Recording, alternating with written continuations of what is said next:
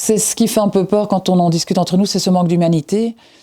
Je m'appelle Sylvie, j'ai bientôt 62 ans, je suis infirmière depuis plus de 35 ans maintenant, et en état médical depuis 6 ans. J'ai une fibromyalgie avérée, j'ai fait un gros burn-out avec le boulot en 2015, la fibromyalgie a explosé, ce qui explique mon mi-temps médical. Personnellement, je trouve ça bien, c'est la bonne dose, c'est ce qu'il me fallait, je veux dire plus, c'est pas possible. J'ai une moyenne de 2 à 3 jours semaine, donc quand vous avez un mi-temps médical et une pathologie, donc vous avez un suivi sur le côté, donc j'ai besoin de ces jours-là aussi pour régulièrement rencontrer les médecins, le kiné, tout ça, et aussi d'avoir des temps de repos.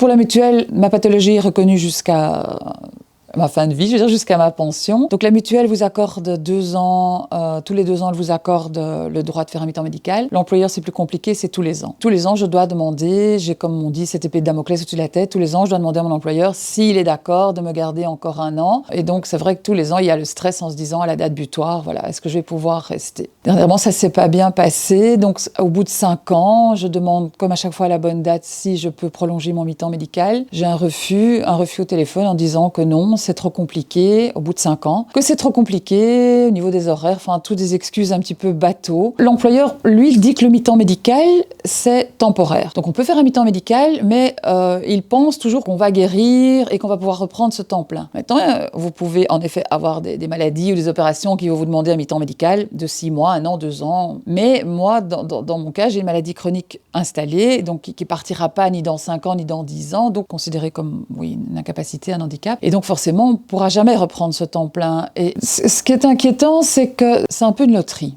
Moi, je sais pas, j'ai une bonne mutuelle, un bon médecin contrôle que j'ai vu régulièrement, qui a pris le dossier au sérieux. Maintenant, j'entends autour de moi qu'il y a des mutuelles un petit peu plus, je sais pas le bon mot, mais qui vont en fait discuter le diagnostic d'un médecin spécialiste, qui vont pas être d'accord avec le diagnostic alors que la patiente aura fait tout ce qu'il fallait. Ça, c'est un peu effrayant parce qu'on se dit, mais j'ai consulté, j'ai été voir des médecins, il a dit que j'avais telle maladie et la mutuelle ne me reconnaît pas.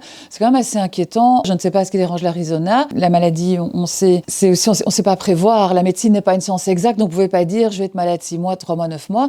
Donc encore une fois, c'est du cas par cas. Mais on peut pas tout mettre dans le même panier et dire voilà, vous devez reprendre le boulot. On peut pas être sévère comme ça en fait. Non, non.